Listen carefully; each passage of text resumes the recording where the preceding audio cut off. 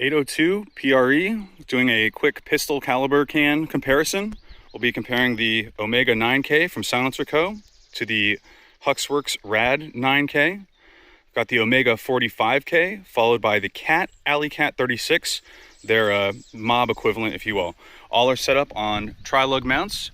We'll be running S&B 150 grain subsonics and S&B 124 grain supersonic ammo through an 8.5 inch AR-9 build.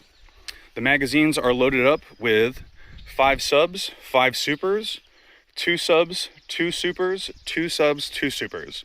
So we should get a good idea of how they compare. Mostly doing this to see what the sound comparison is like and if the ejection pattern varies greatly between the K cans, an overboard can, and a diverge can from Cat.